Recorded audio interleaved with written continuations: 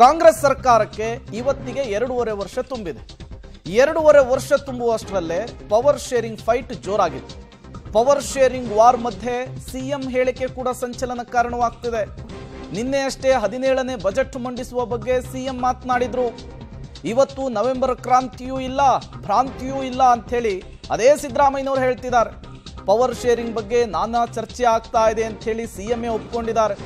DK Suresh ಹೇಳಿಕೆಯ ಬಗ್ಗೆಯೂ ಕೂಡ ಪ್ರತಿಕ್ರಿಯೆ ಕೊಡೋದಕ್ಕೆ ಸಿಎಂ ಸಿದ್ದರಾಮಯ್ಯನವರು ನಕಾರ ಅಂದಿದ್ದಾರೆ. ಕಾಂಗ್ರೆಸ್ ಸರ್ಕಾರದಲ್ಲಿ ಈ ಎಲ್ಲ ಬೆಳವಣಿಗೆಗಳು ಕೂಡ ಏನೋ ಆಗ್ತಾ ಇದೆ ಅನ್ನುವಂತಹ ಹಿಂಟನ್ನು ಕೊಟ್ಟಂತೆ ಕಾಣಿಸ್ತಾ ಇದೆ. ಒಂದು ಕಡೆ ಕೊಟ್ಟ ಮಾತನ್ನ ನೆನಪಿಸುವಂತಹ ಕೆಲಸವನ್ನ ಡಿಕೆ ಸಹೋದರರು ಮಾಡಿದರೆ, ಮತ್ತೊಂದು ಕಡೆ 17ನೇ ಬಜೆಟ್ ಮಂಡಿಸುವಂತಹ ಇಂಗಿತವನ್ನ ಸಿದ್ದರಾಮಯ್ಯನವರು ಪ್ರಸ್ತಾಪ ಮಾಡಿದ್ದಾರೆ. ಹಾಗಾಗಿ ಈ ಹೇಳಿಕೆಗಳು, ಪ್ರತಿ ಹೇಳಿಕೆಗಳು ಮುಂದಿನ ದಿನಗಳಲ್ಲಿ ಅಧಿಕಾರ ಹಂಚಿಕೆಯ ವಿಚಾರವನ್ನ ಮತ್ತಷ್ಟು ಜೋರು ಮಾಡುವ ಸಾಧ್ಯತೆ ಇದೆ. 17 ಬಜೆಟ್ ಮಂಡಿಸಿದ್ರು, 16 ಬಜೆಟ್ ಮಂಡಿಸಿದ್ರು, ನೆಕ್ಸ್ಟ್ 17 ಬಜೆಟ್ ನಾನು ನೋಡಿ 16 ಬಜೆಟ್ಗಳನ್ನ ಕರ್ನಾಟಕದಲ್ಲಿ ಮಂಡಿಸಿದೆ. 16 ಬಜೆಟ್ಗಳು ಯಾರು ಈಗ ಫೈನಾನ್ಸ್ ಇಲಾಖೆ ಕೇಳೋದೇ ಇಲ್ಲ. ಆ ಥರ ಪರಿಸ್ಥಿತಿ ನಿರ್ಮಾಣ ಆಗಿದೆ ಹಾಗಂತೇಳಿ ಸಮರ್ಥ ಇಲ್ಲ ಅಂತ ನಾನು ಅನ್ನಕ್ಕೆ ಹೋಗಲ್ಲ. 17 ಬಜೆಟ್ ಮಂಡಿಸಿದ್ರು, 16 ಬಜೆಟ್ ಮಂಡಿಸಿದ್ರು, ನೆಕ್ಸ್ಟ್ 17 ಬಜೆಟ್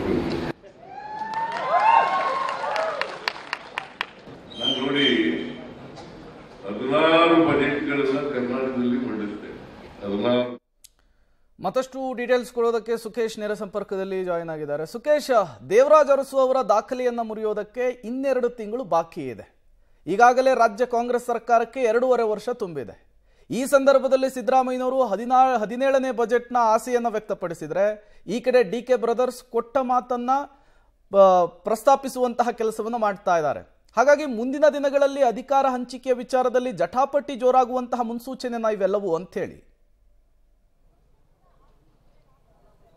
ಖಂಡಿತ, ಯಾಕಂದ್ರೆ ಇಷ್ಟೇ ಸ್ಮೂತ್ ಆಗಿರುತ್ತೆ ಮುಂದಿನ ದಿನಗಳು ಅಂತ ಹೇಳಲಿಕ್ಕೆ ಸಾಧ್ಯ ಇಲ್ಲ, ಅಥವಾ ಇಷ್ಟೇ ಕೂಲ್ ಆಗಿರುತ್ತೆ ಅಂತ ಕೂಡ ಹೇಳಲಿಕ್ಕೆ ಸಾಧ್ಯ ಇಲ್ಲ.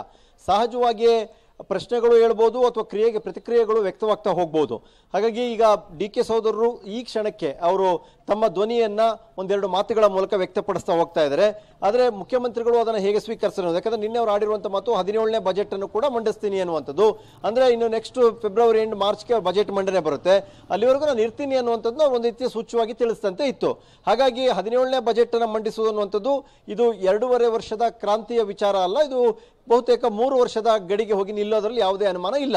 ಹಾಗೇನಾದ್ರೂ ಅದೇ ಬಜೆಟ್ ಅವ್ರು ಮಂಡಿಸೋದಾದ್ರೆ ಅದು 3 ವರ್ಷದ ಗಡಿ ಆಗುತ್ತೆ ಅಲ್ಲಿಗೆ. ಹಾಗಾಗಿ ಸಹಜವಾದ ಕುತೂಹಲ ಇದು ಇಲ್ಲಿಗೆ ನಿಲ್ಲುತ್ತಾ ಅಥವಾ ಇದಕ್ಕೆ ಒಂದು ಕ್ಲೈಮ್ಯಾಕ್ಸ್ ಅಥವಾ ಒಂದು ಕ್ಲಾರಿಟಿ ಪಡೆದುಕೊಳ್ಳುವಂತ ಪ್ರಯತ್ನಕ್ಕೆ ಮುಂದಾಗ್ತಾರ ಅನ್ನುವಂಥದ್ದು.